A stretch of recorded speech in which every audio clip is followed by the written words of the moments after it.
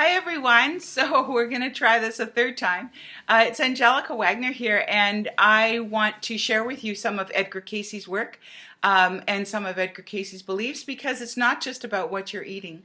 So I'm going to read to you right from some of the texts that he wrote, because this was one of the life masters in health and healing and alternative therapies many years ago, and his thoughts are important. His thoughts are important for this time right here and now. And I'm sorry that my lights, my glasses are reflecting in the light. I'll try and do this as best I can.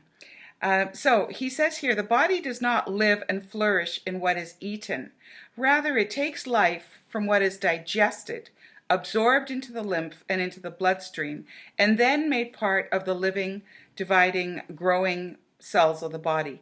This process is called assimilation. There are probably hundreds of diets for various purposes suggested by readings. It is our experience, however, that diets will be strongly influenced by emotions, attitudes, activities that accompany it.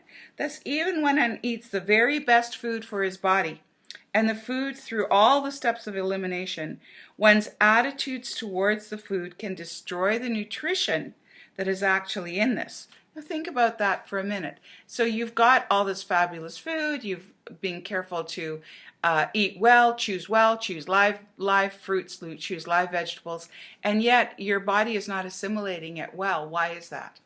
Well, it is that because you have negative emotion. And what are the negative emotions? Well, fear and anger and resentment and grief and sorrow and all of those negative emotions. He says here, it's more important what comes out of the mouth than what goes into the mouth. And what comes out through the mouth comes from the heart and delivers either good or evil that corresponds with constructive or destructive influences on the body. So think about that. Edgar Casey is telling us that the words you speak, and the Bible tells us, may the words of my mouth be pleasing to you, O Lord. May the words of my mouth and meditations of my heart be pleasing to you, O Lord. And so, in all likelihood, the state of our eliminatory system is the most influential factor controlling the health of our assimilation. So it's not just the consciousness of the food you're eating, whether that food is alive, whether that food comes out of a box, whatever that is, but that you are really clear of the fact that your body is a temple and that you only get one. I hate to tell you, but there's only one spacesuit, and you know that already. So how do you treat that body that's your temple? Do you add anger to it? Do you add sorrow to it? And the world is grieving, the world is in sorrow, the world is in anger, the world is in frustration over the pandemic and all of the restrictions and the global need to pull everything in. And so what are these negative emotions that are impacting on your body and your digestive system? And are they impacting also on your elimination system? So while I am here, I just want to show you a few things that I have that are in boxes that on the outside look like they're good for you and should be good for you. But look at what the ingredients say. So this is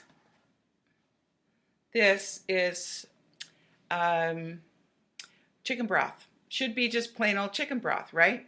It's not.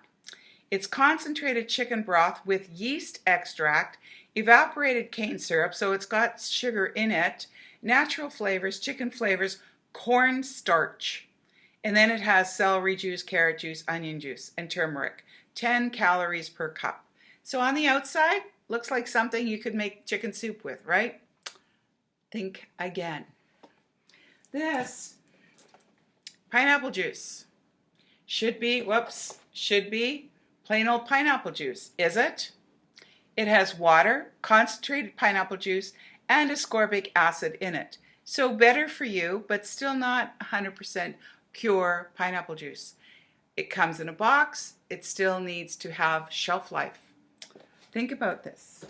Then here are some, they're called nests. They're called, and I use them for making chicken soup when I'm making chicken soup with chicken broth and not using a real chicken.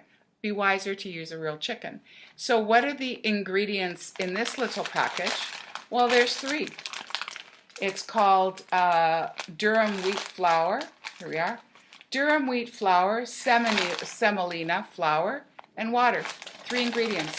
And then on the very bottom it says no eggs.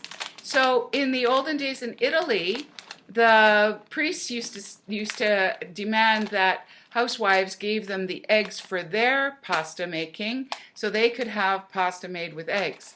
So this is maybe one of these ancient recipes, but it's little nests that come like this. And you just throw them in boiling broth, and in a few minutes you have chicken soup, and you can throw in chicken meat and carrots and all those other amazing yummy things. So I'm doing this for the exercise of showing you that even what you think is good for you and whole food and should be no problem because it's real may not be. And so I just really want you to think about, what are you putting into your body? Are you putting in live fruits, live vegetables? And if you are eating meat, are you eating chicken and fish and poultry? Did you know that pork takes 12 hours to digest?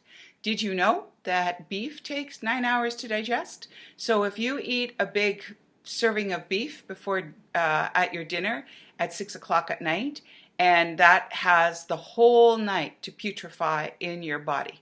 Did you know that beef is hung upside down, and because animals are in slaughter in fear mode, that all of their urine goes into the back part of the beef, which is all of those cuts, those steak cuts, those roast cuts, all of those things that we deem as being very expensive and very good for you. So I just would really like you to consider what you're putting into your body, and consider at all times whether this is live food that generates live living cells. So my name's Angelica Wagner. Check me out on It's Not What You're Eating Facebook page, Consciousness of Families, and dr.angelica at Grace Center for Healing. Call me up if you want a body chemistry test. It'd be great to do one for you. Thank you.